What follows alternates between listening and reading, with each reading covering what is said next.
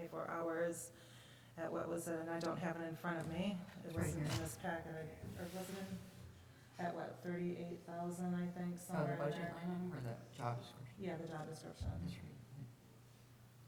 Yeah, it was, sorry. Right, that's just the job description.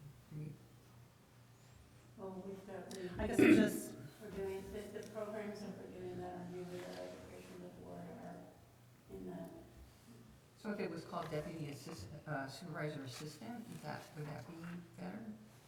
Is it the deputy supervisor? or a township projects, or something. I mean, when it comes, project manager. when it comes to a deputy supervisor, I just think that's just a big leap and a big deal, where there's, you know, no one that can, there's no one for me to compare it to, I guess. It was in the budget, if you remember, that was in the budget a couple of years ago. And it was in the budget a couple of years ago, and we removed it. And, Because Diane didn't have anything to do, but I have a lot of work to do. Right. Karen had her hand up too. I think, and Diane didn't have the work, I think with so many projects we've taken on, and why we have Sam is equivalent, like, I forget Kim's last name. Yeah, who was here for 27 years. They always had two people out front, the old administration. And we went down to one, so I think bringing the other Michelle in is just coming back to where we were. Actually, can I correct you, They had because two. they didn't always have two up front, it was just one, and they split the. Oh, they split the week, is that what they did? But we But they had, didn't do projects like we do No, projects. they don't, no, I mean, yeah, I'm not saying that they did, but also I think there's a huge difference, like, we have like restructured the way the administration is here. I mean, Sam is not doing what Kim Jordan used to do, or Abby for that matter, you know? I feel like Sam has a completely, I feel like Sam and Michelle Fiesel have like kind of split duties, and, you know, Michelle Fiesel's kind of doing some of what Kim used to do, but I don't, yeah, there's just a lot of, it's not the same. yeah, I mean, like, you know, I can list out the special projects that we've added to the workload mission. Would that make you feel more comfortable with it? Would that justify the position more for you? I don't know if it would, because although I love the projects we're doing, I think we're bringing these projects in. You know, I love that a lot of people are volunteering. I mean, and that's just the way my thought process is going with it. So when I think of a deputy supervisor, I'm thinking of someone assisting you in your supervisor role jobs, where these are now jobs that all of the Board of Trustees are thinking, oh my gosh, they're coming up with unique and, you know, innovative things to bring to the community. They aren't necessarily the supervisor's job description, if that makes sense to everybody. That doesn't make sense Okay. to me, honestly, because the supervisor is. Like someone assisting you with making the budget packet, Well, someone assisting you well, with preparing for the overall budget for the year. Well, managing this managing the office renovation, recruiting new members for the new water committee. We've got the cemetery work that we're doing, we've got the cleanup days, we've got the newsletters that we never had before, we've got in the loop, we've got, you know, we're just doing Single much hauler. more than we needed to, so we need more staff. I mean, if we're gonna grow the size of our operation, organizations need staff if they're gonna grow the size of their operation. What if we called this, what if we made a position called project coordinator, with the supervisor being the person that person, you know, reports to? I personally, I don't, titles don't matter to me. so Uh-huh. whatever- But I think whatever title we it's a little different than calling, I mean, if I'm comfortable with it, honestly, I'm comfortable with a deputy supervisor, but, I'm interrupting you, and I will let Yeah. you talk, but I do want to be able to give the deputy supervisor, like, I'm going away on vacation, and I wanna have somebody that I can say, I'm going away, I want you to be. Should do this and that. I want you to step in for me for this time Mhm. I'm gone. And I think something that we need in this office, because when I'm gone, no one's in charge, and that means there are just decisions that need to be made. Like Cassandra had proven, has decisions that need to be made, and being able to say to somebody else, you're in charge, I'm gone, can you keep the board package moving along, so that when I get back, we're ready to distribute it to the board members? Can you help me chase down the budget items? We've got, this is a big package, can I get somebody who can, work with the capital reserve study people, or go meet with the fire, help me with some of the elements of the budget? I don't want to limit it just to special projects. Okay. I'd like them actually I'd like to be able to deputize them into the work of the supervisor when I'm not there. That's what I want. And there are other, sorry, What's allowed by statute? and there are other townships that have deputy supervisors. Yeah, it's Like, that's not, we wouldn't be the first one. No, it's not required, but it's not a statutory requirement, but it's a permissive function. So, and you guys go back to that mandated functions and permissive functions. The mandated functions are these guys, and that's why those are statutory. But we are really expanding our work into the permissive functions, and that's creating a big workload, and that's why I think the supervisor is permissive, and we're doing a lot of that permissive work. So I feel it is justified by the workload. I understand that Michelle has some reservations about it. Lonnie, what were you going to say? Well, I think Laura hit some of it. I think that I'm hearing really the differences, and I just wanted to say it kind of out loud to make sure I was understanding. Michelle, what I think I heard you saying is that part of your hesitation there is the special projects side versus the assistance of the supervisor side, that those are two separate pieces. That is correct. Is that correct? Okay. I just wanted to make sure I understood. I think in general, my thoughts on it are that I definitely, I can see that side, that there's the project piece, but then I also know that there is the piece that Karen's talking about wanting to have someone with the authority to go do the meetings or the other pieces.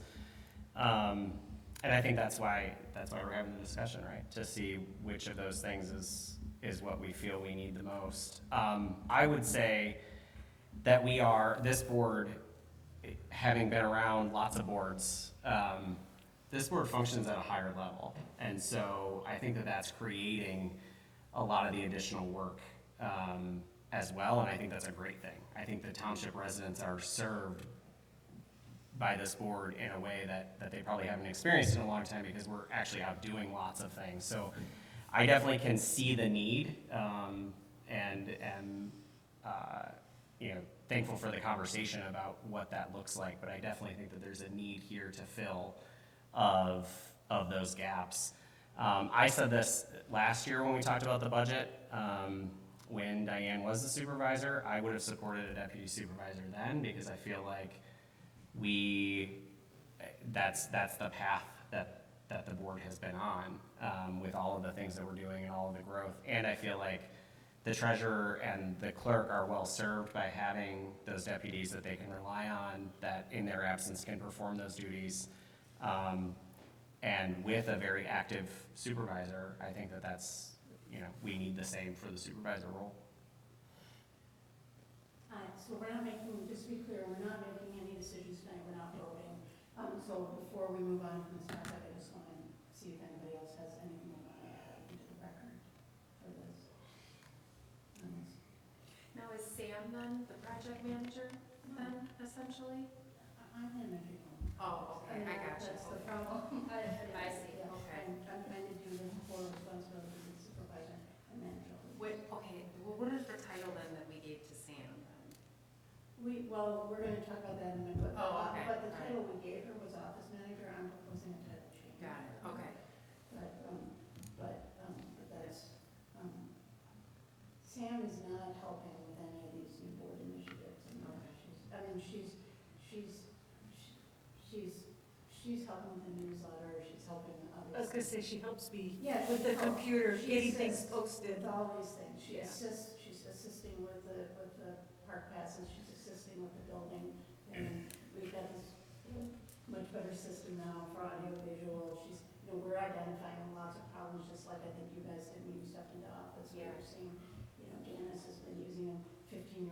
computer to broadcast the live meeting. So we're finding all those out, those issues, those obsolescences and things, and Sam is helping me with all that stuff. But there's also all the strategic planning initiatives. There's the basic, like, how is this office functioning, and getting us to be functioning as getting the supervisor's office or the overall administration functioning at the same level that you brought your office up to. And Sam is invaluable for that. And then there's all these new initiatives that the board is coming forward with, and Sam assists with those things, but she doesn't lead them. And it feels like it's just too much for me. Okay. It's very consuming. No, And anybody else comments on that? Okay, so are we ready then to move on to capital budget requests? Okay, so I have a memo, I'm not with, I finally got to meet with the guy who did the capital reserve study, and on last week, and then I met with, on Friday, I think, and then I met with the fire chief this morning. And so the capital request is a little bit different than what was included in the budget narrative, and so I think we should mainly be using this. The write-ups are still under the capital expenses, but basically the new request that we had put in a capital fund reserve of $500,000.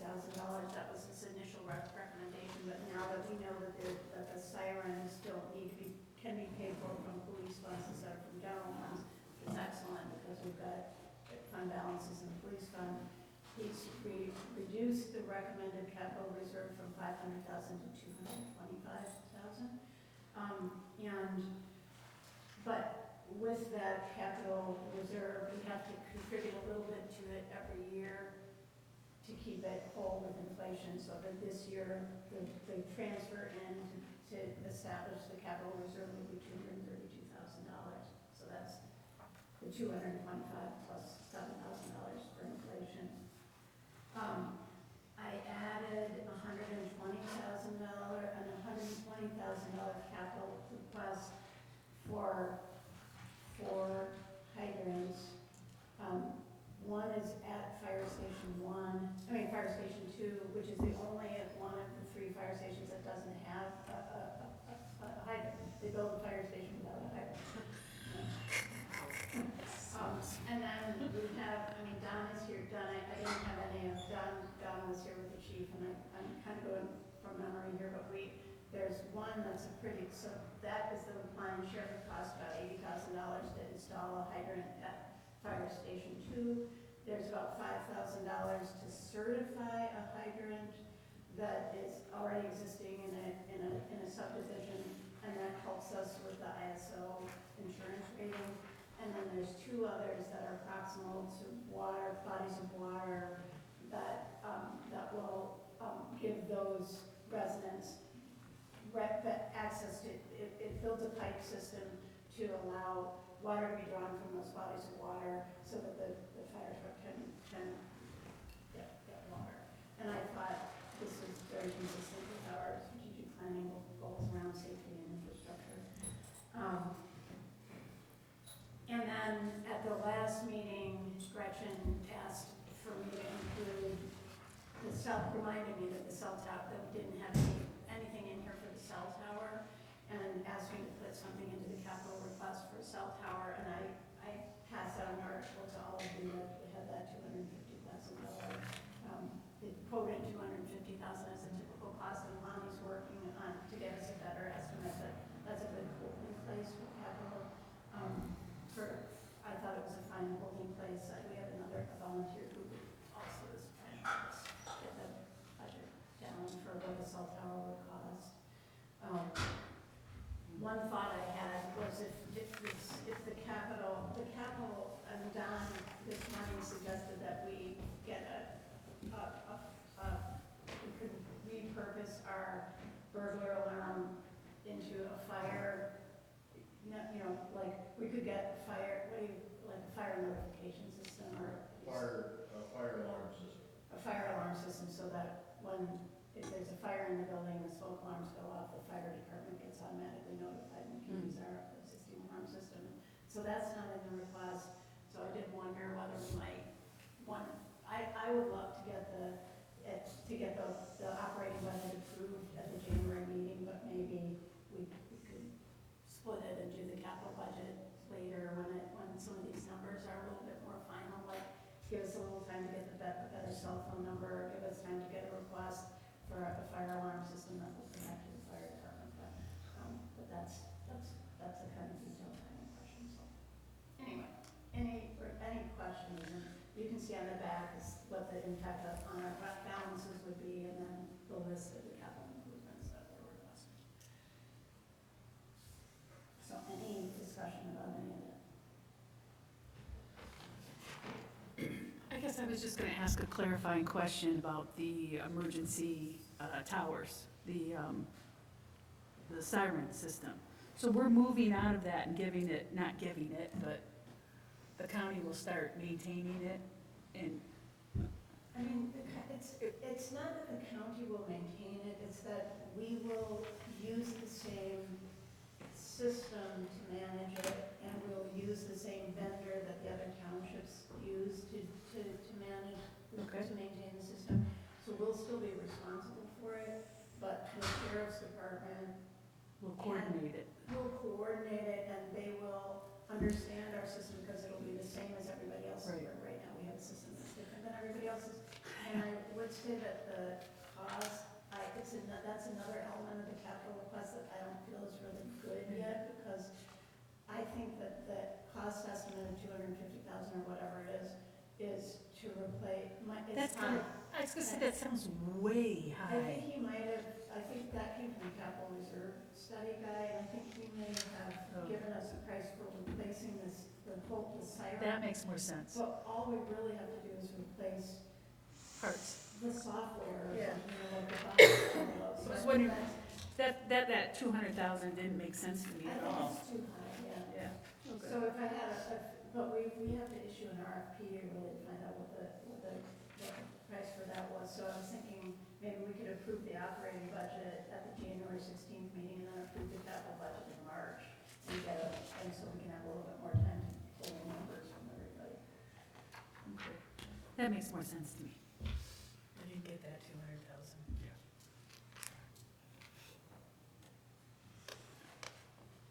Okay. I mean, what is your feeling about it? So I just want to say the bottom line is, we're still gonna have pretty robust balances, because our balance policy ensures that we have a lot of fund balances, over $2 million in fund balances. That's a lot for a place that has essentially a general fund operating budget of $1.2 million. That's like two years of, that's a lot, and that's a very generous balances policy. But we talked about having a lot of money available for one-time strategic initiatives, and this is trying to comply with what the board and that whole strategic planning group said our priorities are, but it does cut into the available funds for strategic initiatives. In the 2.2, what portion of that is earmarked for emergency services? Did I miss that somewhere? Well, look on the fund balances table, I can tell you it's a little less confusing, but. What page, where? on Okay, the- this one, okay. Oh, emergency response, Yeah, 500,000. So this is our policy is we have 75% of our operating costs for cash flow. That's because we collect the taxes in January, but the fiscal year starts 75% of the year before that, so we do Right. that. Then we have an operating reserve of 60%, and that's for unexpected things that, it's for budget variances, unexpected things that come up in the course of day-to-day operations that we weren't expecting when we approved the budget.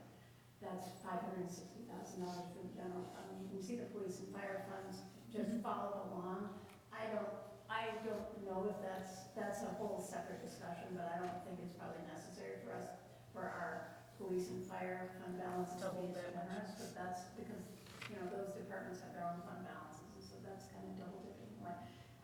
We have an emergency reserve of $500,000, and that was for things like the tornado that came in. Right. So the only time we That was have my to Township has done emergency, helping the community in an emergency was a tornado, and I believe that cost us $250,000. So we doubled that when we set the policy. We said that was a long time ago, dollars worth less now. That was a huge emergency. We probably won't have one that's worse than that. So we doubled the worst case from our history and made it 500,000. And now we're adding to it a capital reserve based on this capital reserve study. Okay. And so the total fund balances that we'll have will be adding those four numbers, which would be what, like 2.2 million, something like that. And then this next line, the $2 million, is what we have, if we set aside that, so if you remember back in August when we did our strategic planning, I said we had 2.3 million available for strategic capital expenses. Now it's down to 2.05 because we're taking the 230 and putting it into capital reserves. And now I'm proposing that we spend 970 of that on, roads, which is something that we, half of that is for roads. And we made a decision 3 years ago that we're gonna put 500,000 a year into roads. And so this is year 4 of that. And so half of it is roads, but then the cell towers has been a strategic initiative for us for a long time.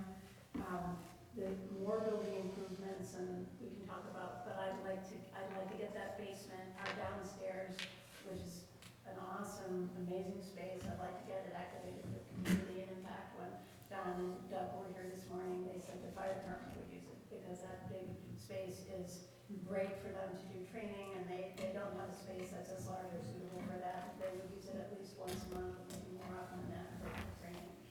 So I already know that would be a useful space if we can get we can get the tech basically up to the upstairs standards. And then the dry hydrants that we also discussed at the strategic planning session.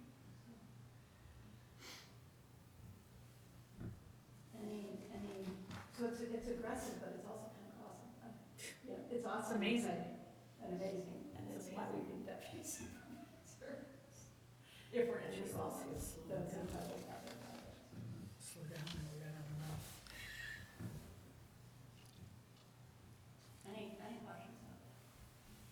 Any hesitations about any idea? I'll have, do you guys like the idea of splitting the budget approval into two, or would you be willing to think about it that way and approve the operating budget in January and then the capital budget in March? The reason- March or February? Well, I'm gonna be gone for much of February. Not to have the numbers together. So it's gonna be hard for me to chase down these. I think most of the work's done. Most of the work is done. Lonnie's he's only here to help me with some of the things, so, So I can shoot for February, I can try for February. I mean, I think, we were even gonna do it all in January, so I think there's just like minor pieces.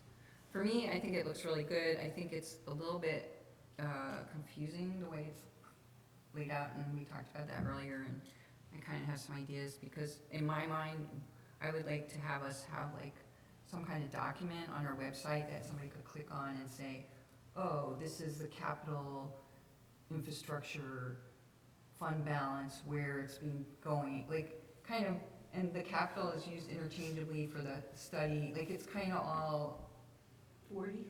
it's all kind of, intermingle. It's kind of confusing the way we're using capital in more than one scenario, so I think it just needs a little bit of clarification, and then, like, I kind of was like, maybe we could do like a balance sheet and an income statement, like, kind of do that thing for capital infrastructure projects, and I think maybe that would be helpful for our citizens, because it's confusing for anybody, right? So I'm trying to figure out the best way to make it understandable for the layperson, so we could say, yeah, we have a $4 million fund balance, and out of that, this is going for operations, this is what's going into our infrastructure, that's long-term, 20, 30-year investment, that's, we're investing in our long-term future with these pieces. Right. So, Yeah, and so- I think I mean, Gretchen and I have talked a little bit, I don't have a lot of experience. Yeah, I don't and you have have as great much- backup in here Yeah. to explain it, but I'm trying to figure out a way to have it like on 1 or 2 pages, like, Yeah, so I'm kind of looking. So at looking for Gretchen more and all visual, with, like, so people can visually get it.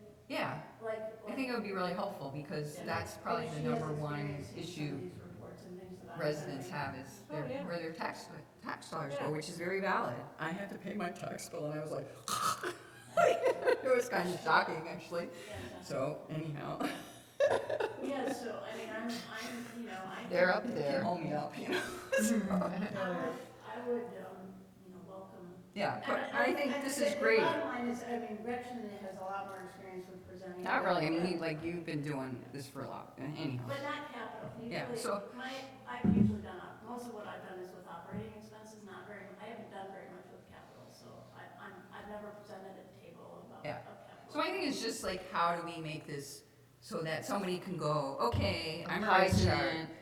Well, I think people need to know, like, these are the roads that are getting done next year. And then, you know, Watts, they have, you know, the 3-year tip program, like, there's a lot more to talk about. And I guess I think this looks great for now. I think we could do it, I don't think we have to glue it into February, but I think it's probably doable, because you've done all the work pretty much. The only thing that's left is really the cell tower So piece.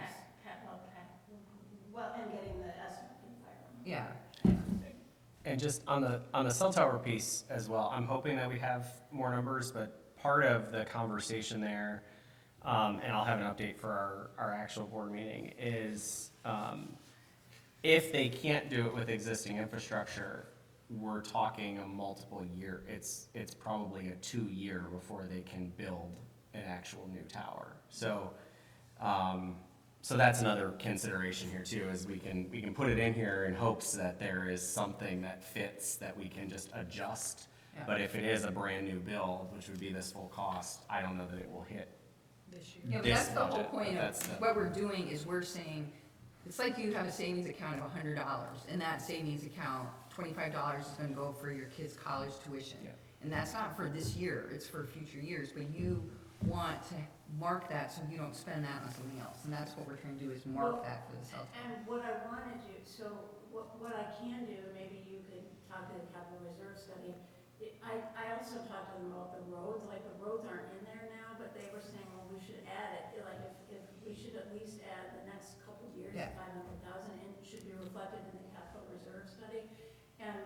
But none of these other budget requests are in there either, because all they were doing was assessing our existing properties and then estimating the lifespan, like of the roof and you know, and so that we would know when these big expense, we would be able to predict when is the So you're- parking lot gonna need to be Right. redone, when is the roof gonna need to be redone, but it's not, it doesn't include right now these initiatives. And so if we put it up on the website, it's a pretty long document and it has Yeah, I tables don't- in it, we but need to wouldn't do that. show these, Yeah, it wouldn't show these budget requests in it. yeah, I was just thinking of more like the capital reserves per a study that professionals did of our assets. You know, it's an asset-based study by a professional financial planning firm. So it's gives us more gravitas, I think, basically. But yeah, we can rework like the presentation of the Yeah, capital. I mean, I think, you know, we're making great progress, so I think it looks great. I would love that, because I think we closed our year in March, and last April, when our newsletter, our spring newsletter was about our finances. Yeah, we It was can all- do an It was update all on that, pie yeah. charts and everything, and I think that's a great theme for after we close the year, to come out fully with how our budget ended, where we're going, and do a whole financial newsletter. Yeah, and the other part is, so many people think that amount they pay goes all to the township, and most of it goes somewhere else. Yeah. And that, I think, every year Yeah. we need, that's a great pie chart, Yeah. by the way. That's one that I think we should have everywhere. Yeah, it should be. But yeah, I'd like to do a financial review. You know, because you hear this, where's all my money going? Oh, trust me, I have to. We should paint it on the wall. It's the new mural. That's funny. So, we kind of talked about the capital reserve policy and the capital request kind of all in one, but then, does anybody else have anything that they want to say about any of this, the capital reserves?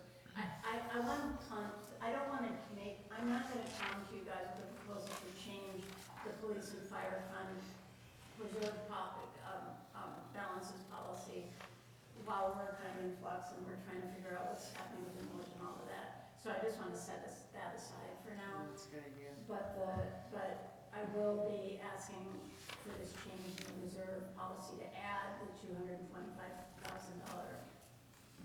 capital reserve to our policy.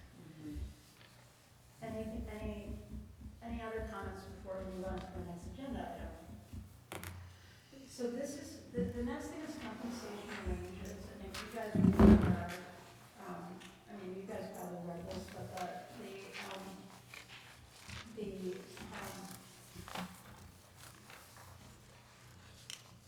policy that we approved a couple months ago said that pay ranges shall be established and approved by the Board of Trustees, based on survey data from established sources and at the discretion of the Board of Trustees. Pay ranges will be updated annually and approved by the Board of Trustees at its December meeting. We didn't do that. I didn't really track on that in December, so I'm going to be bringing it to you in January. Giving it to you now. New hires and lower level positions may be compensated below the midpoint. That's the language of our policy. So this isn't really about the incumbents and the roles right now. This is just about establishing the pay ranges for the different positions. And I list them out, on this form, page 9 of your package, that lists that all out, and it's all based on, I mainly used Bureau of Labor Statistics data, and I tried to find, what I liked about the Bureau of Labor Statistics data was that it has a little bit of information about the level of work that's being performed by the people in the role. I also pulled the MTA data, Michigan Township Association benchmark data, but they just had very low response rates for staff. And I didn't feel comfortable relying on the MTA data because there was so few data points. So I basically just took the range, the 25th percentile and the 70th percentile for the BLS data positions that I thought were the most comparable, and that's what I'm proposing. In some cases, there were not very good comparables, and so I pulled a couple positions, and I looked at those. I looked at the two positions, and I came up with a sensible compromise based on the BLS. And I copied, you guys, I gave you the data source in there. If anybody wants to go and search and, do your own kind of research, you're welcome to do that. But I included I looked at a lot of positions, as you can imagine, but I included the ones that I ended up feeling the most comfortable for you guys.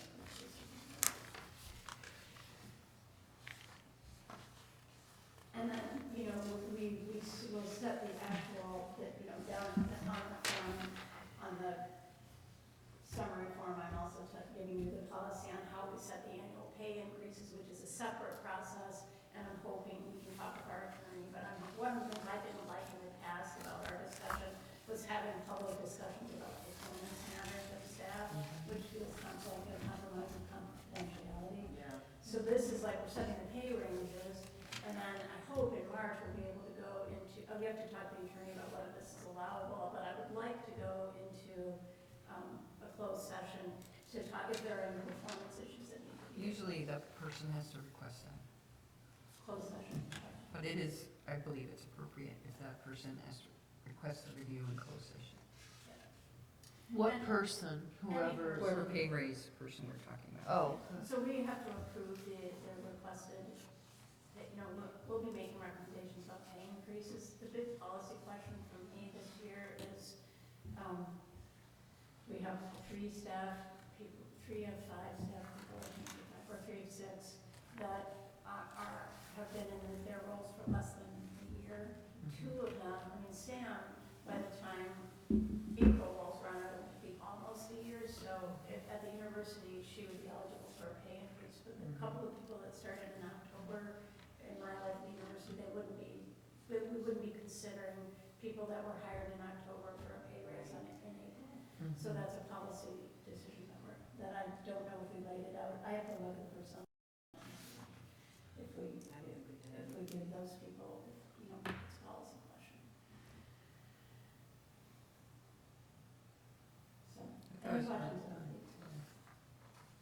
Very thorough. Would that be included, like for the newer employees, would that include, cost of living though? Or just a general raise? Negative cost of living, if they've been there less than a year. Okay. But if they've been there for, or if they've been there less than 6 months or whatever sort of threshold is set up, you know. And other people are eligible for cost of living, but we could also give them market-based or merit-based. We could recommend market or merit-based increases for them as long as they, up to the maximum. So that the different, we can use market, merit, and cost of living to make a recommendation for placing somebody within the range. But that's a future discussion. This is just, for instance, so BLS data for setting ranges, and it happens that for the most part, it aligned pretty well with what we were. It doesn't show that we're underpaying our staff at all. Quick question, is this where we were going to talk about the title change or the position change? Right, yes, so I wanted to change, so we were calling Michelle Fuso a clerical assistant, and that is causing a lot of confusion because she's Michelle and she's got clerk basically kind of in her name. So we want to start calling her office assistant instead of clerical assistant. And then I am proposing to change from office manager to administrative manager for Sam. That's a title that I borrowed from the university. It's a title that everybody who does what she does, who's the head of a small, who's the administrative lead in a small department. We would be a small department at the university, and there's faculty, and the faculty are doing, they're kind of freelance and they're doing what they're doing, and then there's an administrative manager who's not exactly an office manager because they're handling the whole administrative function of the office. So I talked to some of my friends at the university who all felt like, yeah, that really aligns well with the university's use of the title administrative manager. And I like that because for career development for Sam, she happens to be here, but because the university is the employer, and really it is the major employer in our area, it's for professional development for our staff, having them have a title that makes sense within the university context makes them more employable for the future. And I think it's a better description of what she does than office manager, which I think is pretty narrowly focused on, secretary. Do we have job descriptions now? Because I know that things have kind of changed significantly, so do we Yes, actually have job descriptions of everybody and what they're doing now, so we can base? I got new job descriptions I asked Ashley, and Sam and Michelle to provide job descriptions to me in December to help me with this, and they did. Cool. But the next up is going to be I'm less about performance reviews and more about work planning, and then consistently working with people on like, here's your plan, and how are you how's your performance compared to your plan? We don't have plans. We don't have work plans because none of these people have been here for a cycle. So it's going to be a little bit hard to do the salary setting. But at least we're updating the job descriptions. We have updated job descriptions. Other questions about any of these? Senior year? I don't know. These are all years.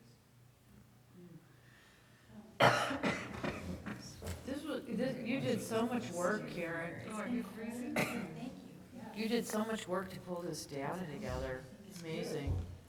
It's very clear. Thank you. Yeah, I can tell. Yeah, a lot. Mhm. You provide the best. Yes, and you should.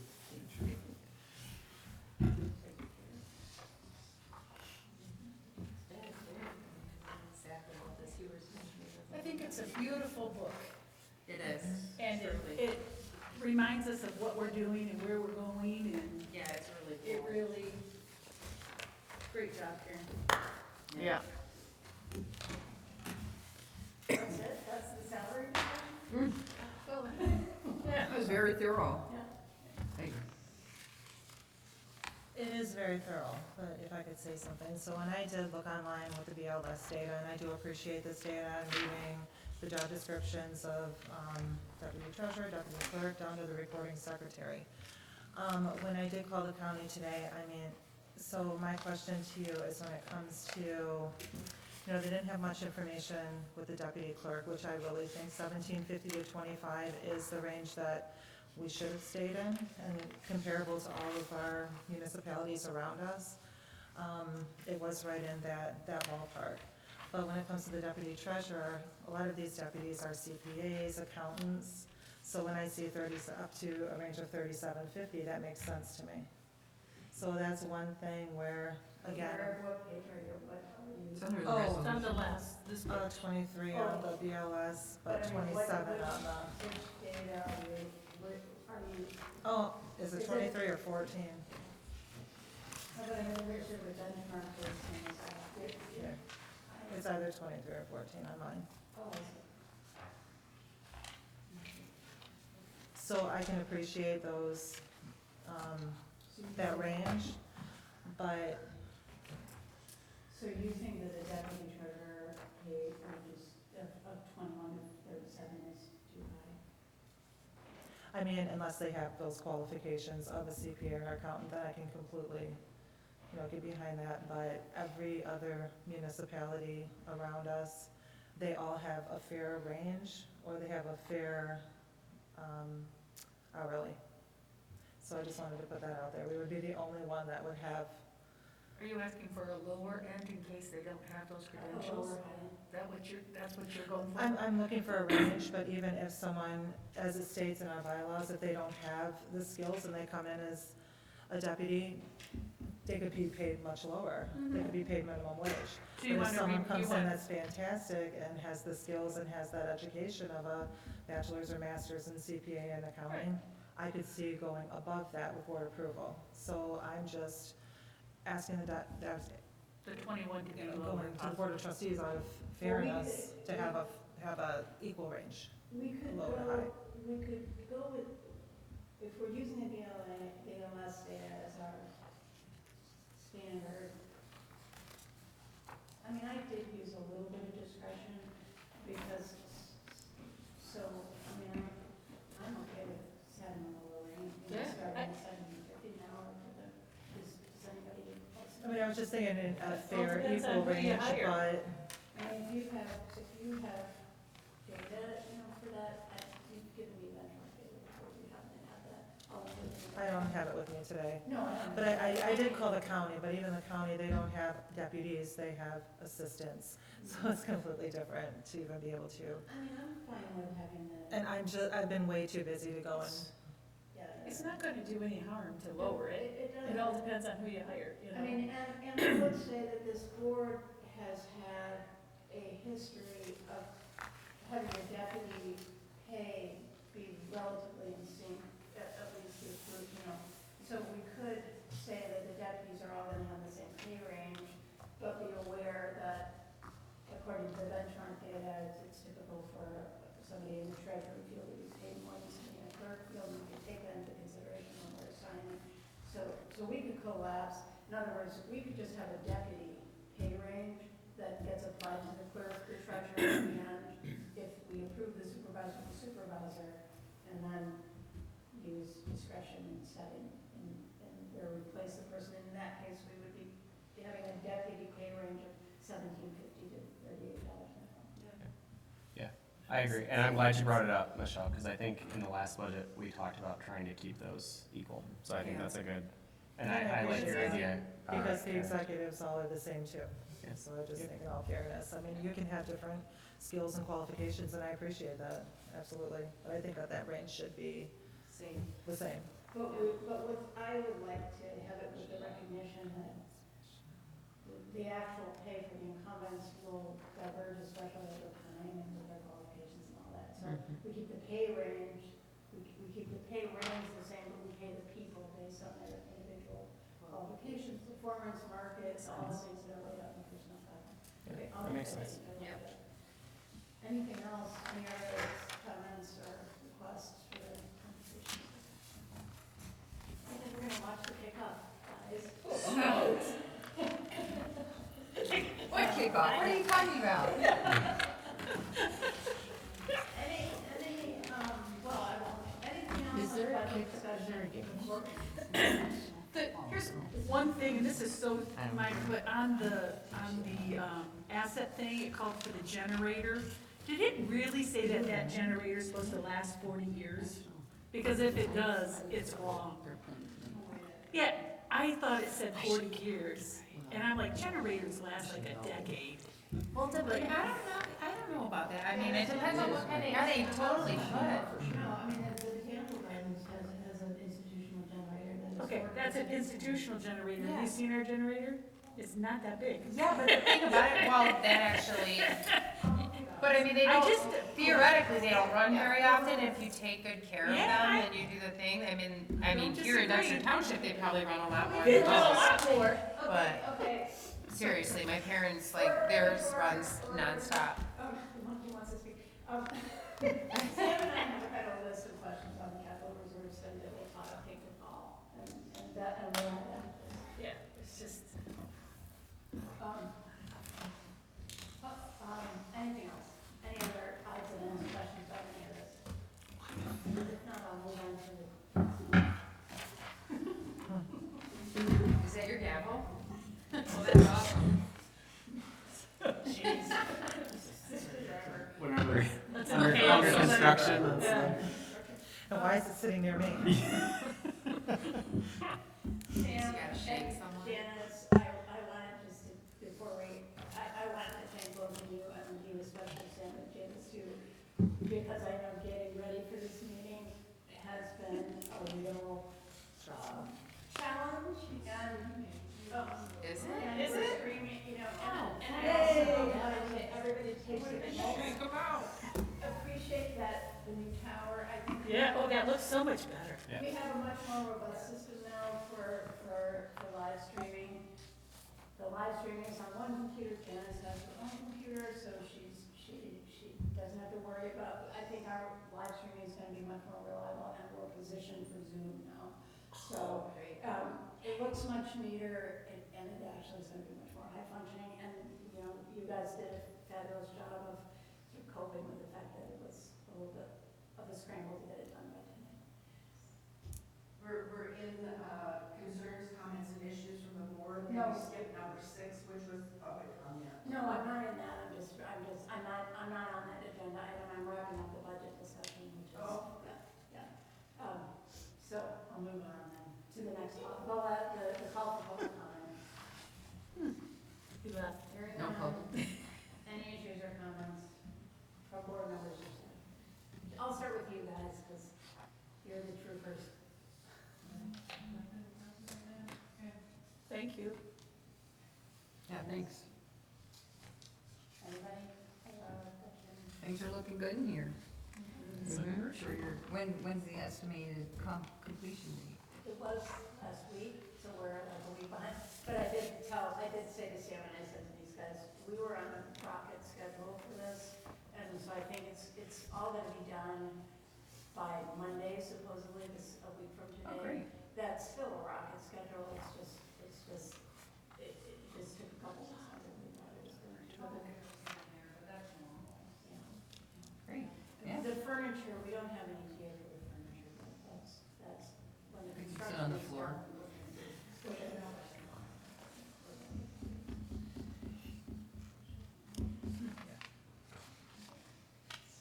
Is that our temporary podium stand? Yeah. That's the old stand for the old. Oh, the old computer? I love it, I love the attorneys. I think that's hysterical, we ought to leave that. Well, Sam's sitting at the same time he does. Yeah.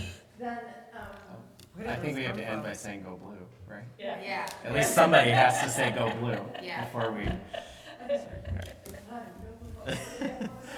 Yeah, go blue. Go blue. Make sure you put that in minutes. Thank you. you guys are the best, I appreciate all of you and how much great work you do, and how hard you work, and how often you come to these special meetings and read the package and everything.